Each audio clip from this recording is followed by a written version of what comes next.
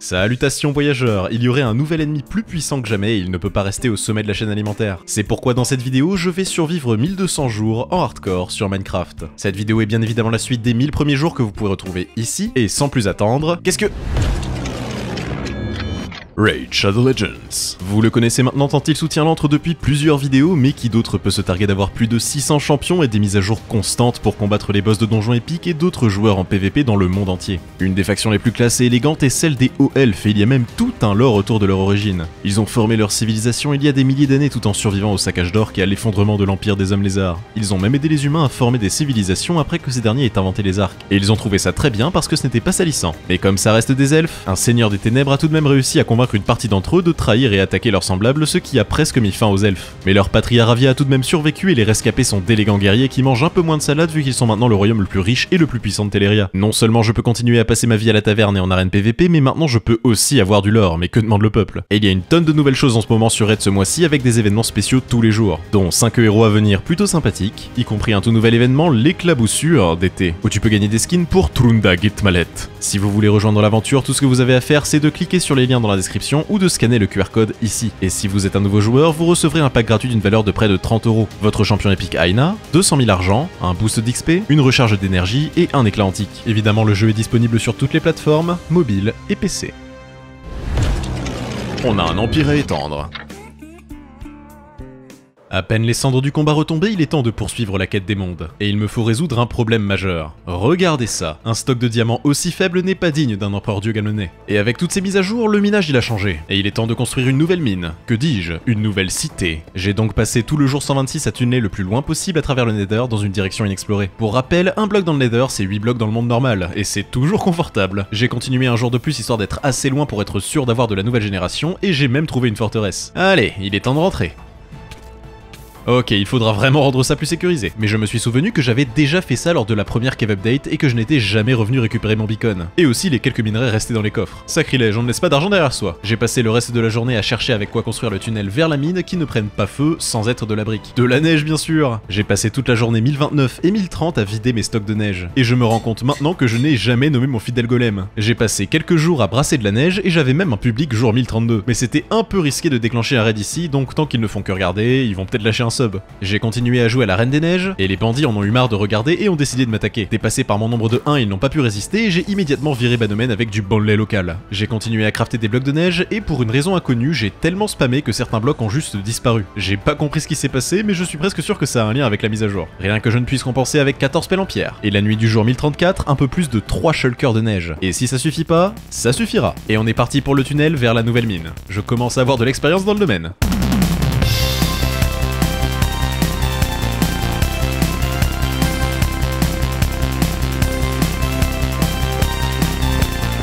Ça va, c'est pas du tout stressant, on en trouve des choses parfois. Voilà pourquoi j'ai besoin de ce tunnel. Ces biomes rouges sont les plus dangereux. Et j'ai plus de verre, j'ai peut-être un peu sous-estimé la distance, mais j'adore l'effet et j'aime pouvoir voler en sécurité. J'ai rempli les fours de sable, et le temps de stocker toute la netherrack accumulée, parce qu'on sait jamais, n'est-ce pas? J'ai refait quelques stocks de nourriture de qualité en attendant que ça cuise. Bah alors, on brûle? J'étais bien parti et j'en ai profité pour réparer mes pioches, mais j'ai passé beaucoup de temps à chercher ma hache fortune que je n'ai pas trouvée au final. Il va vraiment falloir que je m'équipe un peu plus. La zone de collecte de l'Omnitrix laisse un peu à désirer. J'ai élargi l'endroit et préparé de quoi la rendre plus sympa. Et le soir du jour 1047, c'est déjà un peu mieux. Et apparemment, les creepers sauvages ne sont pas d'accord avec l'exploitation de leurs congénères. Sauf que j'ai plus de béton noir et le verre est cuit. J'ai compris, je reviendrai plus tard. Le chemin doit être tracé. Et cette fois, j'ai vidé mes stocks de neige, mais on est vraiment pas loin du tout. Bon, on alterne avec l'Omnitrix. J'ai cherché dans tous mes coffres, mais je n'ai plus de gravier pour le béton. Par contre, le sable ça va. Direction les montagnes. J'ai récupéré du gravier toute la journée, récolté du béton noir et continué la partie basse de l'usine à creeper. Et je dois dire que j'aime beaucoup ce pattern. Et jour 1052, je suis plutôt satisfait du résultat. S'il y avait des lumières bien vertes fluo, ça serait parfait. Il ne reste pas grand chose pour terminer le tunnel du Nether vers les nouvelles terres, donc je me suis remis au travail. Libéré, délivré. Et j'ai retrouvé ma hache fortune et ma pelle Silk Touch en fouillant dans mon Ender Chest. Faudrait vraiment trouver un moyen de farmer de la neige automatiquement. Et de 1, 2 et 3 jours de construction, oh et ça n'a pas l'air de plaire aux locaux. Et j'ai enfin atteint ma destination, plus de 1000 blocs de distance pour être sûr d'avoir de la nouvelle génération. J'ai dégagé et construit la zone qui servira de mini-hub aux nouvelles terres et je suis rentré par mon glorieux tunnel. Et j'ai volé en sécurité. Et il fait encore nuit. Il y a un peu trop de monde ici. Que veulent ces marginaux? J'ai passé la moitié du jour 1062 à juste me balader sur mes terres. Après autant de temps dans le Nether, j'ai vraiment besoin d'un peu d'air frais. J'en ai profité pour vider toutes mes shulkers qui traînaient et il y en avait un paquet. Et cette salle des coffres commence légèrement à être petite. Va falloir faire un truc énorme et j'ai déjà des idées. Voilà, elles sont vides et ordonnées. Petit détour par le projet Titan pour ajuster un peu les contours et commencer les murs. C'était pour ça toute la glace. Pourquoi je me lance dans des trucs aussi grands à chaque fois? J'ai passé l'entièreté des jours 1065, 1066 et 1067 à élever les murs de Titan, tout en étant constamment harcelé par les Endermen qui n'ont pas d'autres endroits pour spawner. Et jour 1068, j'ai épuisé tous mes stocks de glace et ça commence à ressembler à quelque chose. Les shulkers vides vont ici, et j'avais dit que je voulais changer cette partie du musée, donc j'en ai profité pour la détruire. Et c'est beaucoup plus rapide à casser qu'à construire. Salut le slime. Et finito. Je la remplacerai par quelque chose de plus glorieux. Et tous ces coffres pleins à ras-bord dans le musée, il faut vraiment que je fasse cette salle des coffres, le bulk. Elle sera très certainement 100 fois trop grande, comme toutes mes constructions récentes. Mais pour faire des gros trous, il faudra des grosses pioches. J'ai préparé tout ce dont j'aurais besoin pour enchaîner les enchantements, et c'est parti. J'ai fait un petit setup rapide à Paradis parce que je suis au-dessus de l'usine à Creeper, donc en même temps je farme de la poudre à canon. Comme ça, juste après, on peut enchaîner sur de la Netherite. J'ai enchaîné et combiné toute la journée jusqu'à ne plus avoir assez de niveau, ce qui veut dire... Hey, salut à tous les bandits! Cet endroit est juste glorieux maintenant. Farmer les raids n'a jamais été aussi facile. Enfin, ça c'est en théorie, quand les chefs de clan ne sont pas en train de bouder dans un coin. Elle est pas assez grande la zone, c'est ça? J'ai passé la journée à trucider des bandits dans tous les sens et je n'ai eu que 2 chefs de clan. C'est pas très sympa. Heureusement, le jour 1072 était bien plus clément et j'ai rapidement eu mes 5 chefs de clan. Et j'ai pu affronter un raid de niveau max. Une vraie formalité. Vu à quel point le Warden a l'air broken, les bandits sont tout de suite moins impressionnants. J'ai bouclé le raid facilement et fin de journée. Et il est temps de recharger. J'ai utilisé pas mal d'émeraudes pour des beacons récemment et j'en aurais besoin d'encore plus. Toujours à l'heure pour la transaction. Et c'est aussi la meilleure façon d'avoir de l'XP. Et bim, 2 pierres d'un coup. Une fois mes outils réparés, j'ai fait des allers-retours à la forge pour finir avec 7 pioches en diamant parfaites. Il ne manque que le mending. Deuxième jour de trade, ça va pas mettre longtemps. J'en ai aussi profité pour nommer Monsieur Chat, qui était le premier chat de Paradis. Et c'est reparti pour la thune. Soul of the Lost withdrawn from its vessel. Et toutes les nouvelles pioches en mending. La prochaine étape sera de les passer en netherite. Et plus de 3 stacks de blocs d'émeraude à la fin de mon statut champion. J'ai cuit les quelques débris récoltés pendant le tunnel des nouvelles terres et je n'ai que 3 lingots de netherite. J'ai crafté 4 stacks de TNT et le temps de trouver un bon spot, c'est le retour de Killer Queen.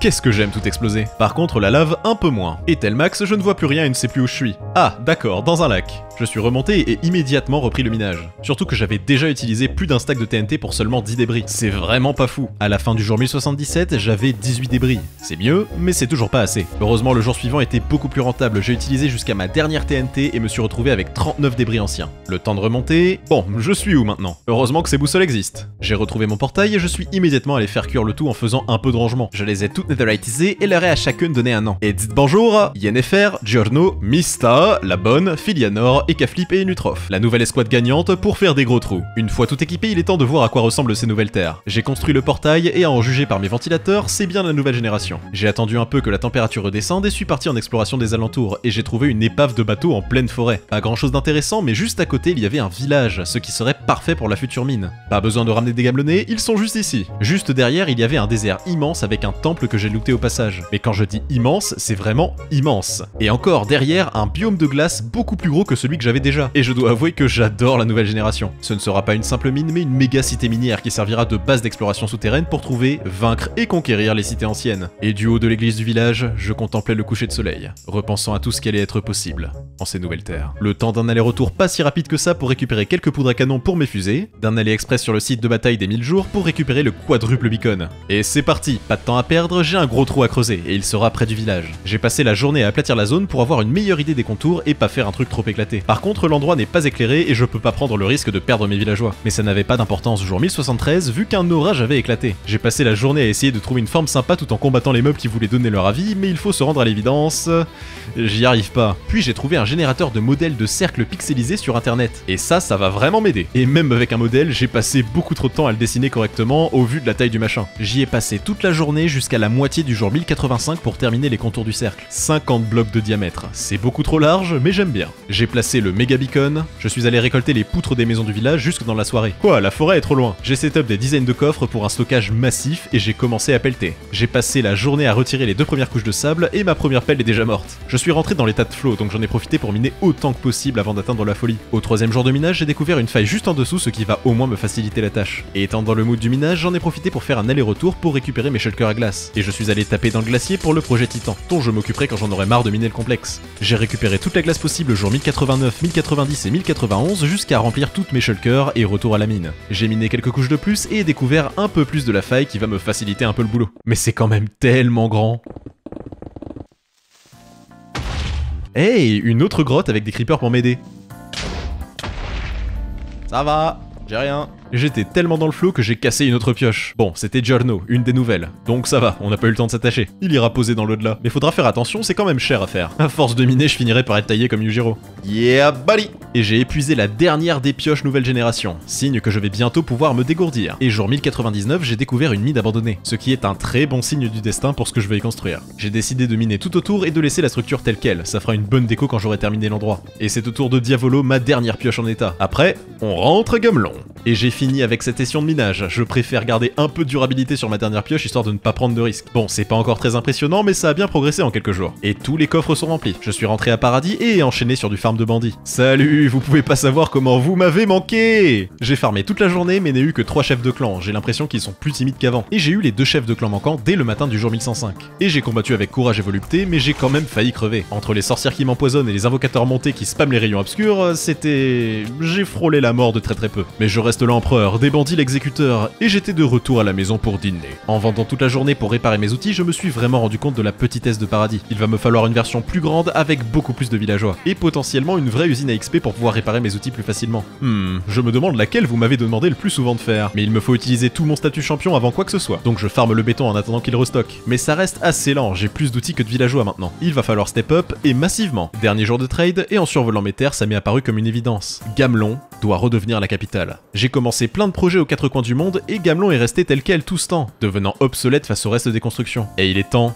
de lui rendre sa gloire. Jour 1109, j'ai empaqueté mes émeraudes et suis allé chercher mes shulkers de glace à la mine. De retour dans l'end, les Endermen sont une plaie, mais je vais monter les murs de titan le plus haut possible. Puis au jour 1110, j'ai eu une révélation. J'ai pris de l'eau avec moi pour les faire dégager, et c'était beaucoup plus agréable. J'ai passé les jours 1111, 1112, 1113, 1114 et 1115 à monter les murs de titan. Mais j'ai cassé mon eau. Et ouais, ça commence à prendre forme. Avec mes shulkers vides, il est temps de commencer le grand nettoyage. J'ai commencé par vider tous les coffres accumulés dans le musée jour 1106. Regardez la quantité de shulkers nécessaires. Ça a pris 2 jours rien que pour vider et trier toutes ces shulkers qui ne sont que celles du musée. Continuant sur ma lancée comme JDG vers l'excellence, je me suis attelé à empaqueter l'entièreté des coffres et shulkers de Gamelon et Paradis. Ça a pris toute la journée 1118 pour remplir toutes mes shulkers et il en restait encore sur place. Ça veut dire que tout ça, c'est même pas l'entièreté de tout ce que j'ai stocké par feignantise dans la capitale. Je sais pas si j'en suis fier. J'ai passé 6 jours à tout rassembler, trier et stocker. Et je me suis rendu compte de 2 choses. 1, je suis un poil bordélique. Et 2, je vais devoir faire une salle des coffres largement plus grande et possiblement automatique. Et de tout ça, j'ai trouvé énormément de minerais bruts perdus dans tous mes coffres. Je les ai tous empilés et minés pour faire les choses bien jour 1125, jusqu'au matin du jour 1126, et ouais, il y en avait pas mal. Devant cette avalanche de minerais, je me suis enfin décidé à retenter le design des fours automatiques. On peut être optimiste et peut-être que la mise à jour a corrigé les minecarts qui se coincent en boucle.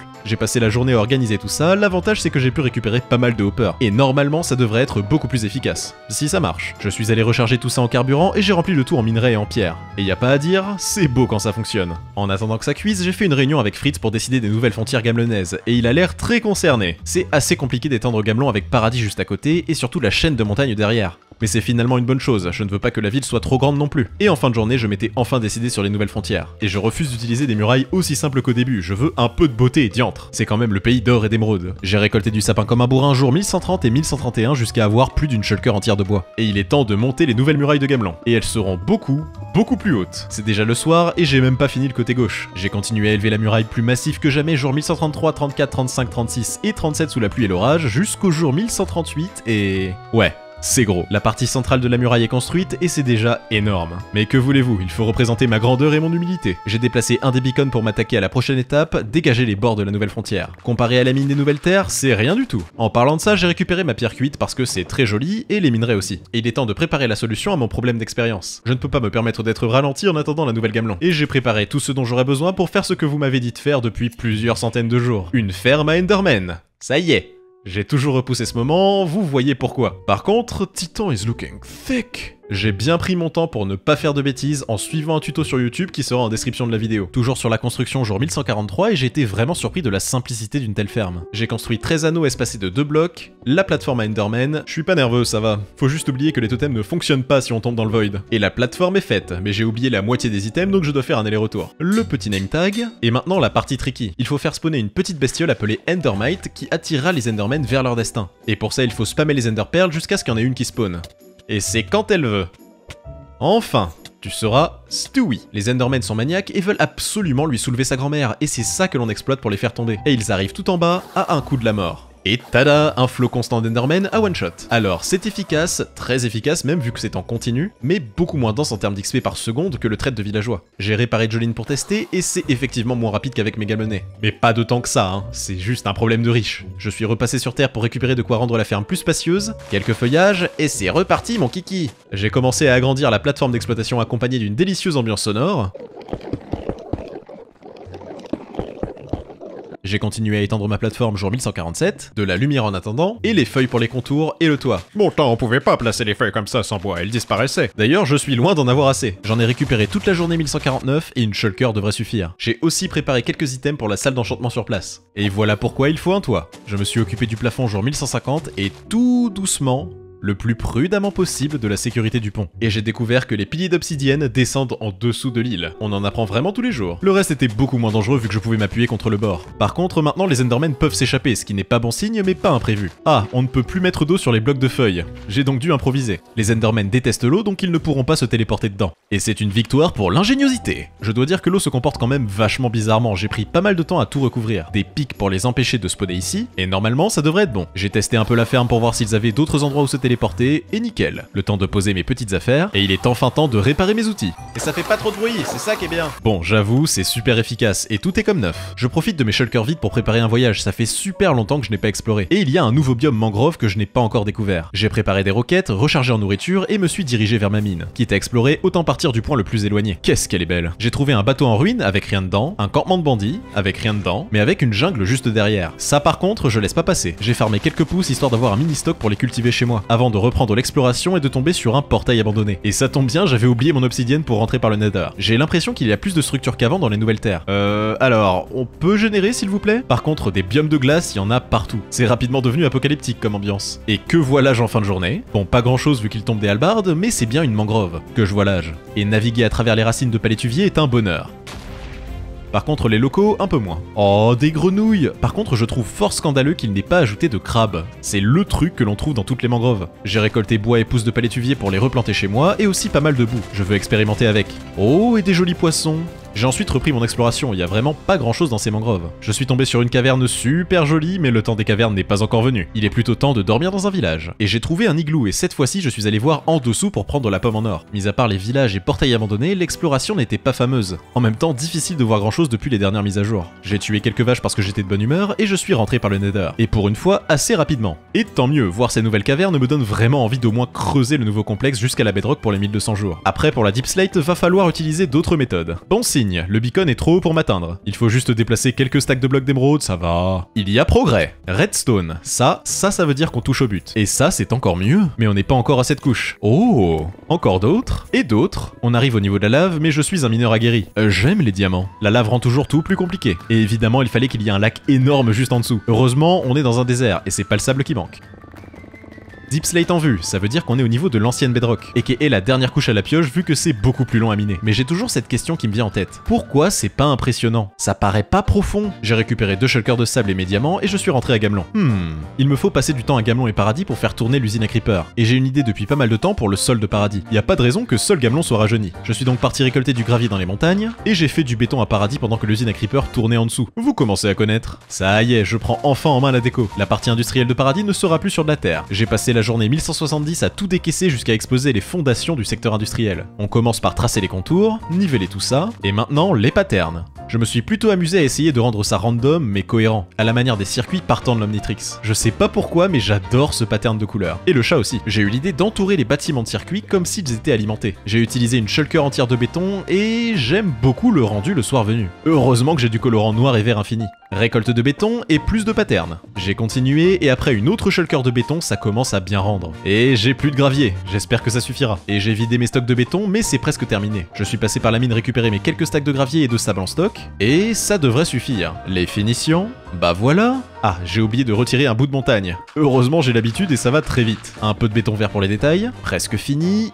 et voilà, définitivement plus glorieux que l'herbe. J'en profite pour recharger les fours, il y a un autre endroit dont j'aimerais refaire le sol. Y a pas à dire, cette nouvelle fonderie est beaucoup plus efficace. J'ai torché la zone et suis retourné creuser à Gamelon. Par contre, je me suis retrouvé avec des violents lags pour une raison inconnue, donc j'ai fermé l'usine à pieuvre qui doit sûrement générer trop d'entités. Et même si je ne le précise pas à chaque fois, je ne passe pas la nuit en dormant. Je préfère les passer à AFK au-dessus de la ferme à Creeper. Je suis parti réparer mes pioches qui en avaient bien besoin et ça a pris toute la journée. Il faudra comparer ce score à la nouvelle Gamelon. J'ai récupéré toute la poudre à canon produite ces derniers jours et les converti en 8 stacks de TNT. J'ai fait des carottes jusqu'à la bedrock que j'ai rempli par de la TNT séparée par 2 blocs. J'ai atteint une caverne naturelle et c'est sans faire exprès que j'ai fait péter une TNT. Ce qui m'a permis de voir que de les séparer de 2 blocs, bah c'était trop. Bon, un bloc devrait suffire mais ça va demander pas mal de TNT en plus. J'ai fini d'injecter mes 8 stacks de TNT jour 1185 et ça ne fait qu'à peine la longueur. Effectivement, il va falloir beaucoup plus de puissance de feu pour le jour 1200. Du coup, retour à Gamelon pour tout mettre à niveau et je me suis retrouvé avec des lags atroces que je n'avais jamais eu avant. Ça ne m'a pas empêché de balayer la zone tout en farmant de la poudre à canon à côté. Mais il faudra vraiment que je trouve pourquoi spécifiquement ici je me retrouve avec autant de lag. J'ai bravé le lag et continué l'aplanissement tout en cuisant de la pierre au passage. J'ai abattu des montagnes pendant plusieurs jours, je vous avais prévenu qu'il y aurait du minage. Mais il faut dire les termes, cette partie était beaucoup plus longue que ce que je pensais. J'ai enfin atteint le niveau du sol de Gamelon et les fermes, bien sûr. J'ai vidé les fermes à bambou et à melon qui étaient pleines à craquer. J'en ai aussi profité pour faire la même chose avec l'usine à fer, et maintenant on devrait être beaucoup mieux niveau lag. J'ai déplacé le beacon et commencé à rattraper la muraille. Pareil jour 1197, et regardez ça. C'est vrai que c'est stylé. C'est si beau, si propre, je vais pouvoir expérimenter tous les designs du monde avec ça. Mais pas le temps, il me faut des tonnes de sable pour crafter les TNT. J'ai pelleté pendant toute la nuit, tant pis si les villageois meurent, je veux mon explosion jour 1200. J'ai ramené 2 shulkers à la maison et j'ai pu crafter quasi 14 stacks de TNT, je sais pas si ce sera assez mais il y a qu'un seul moyen de le savoir. J'ai carotté la mine jusque dans la nuit, ce qui était une très mauvaise idée. Jour 1200, j'étais sur le point de venir à bout de tous mes stacks de TNT quand...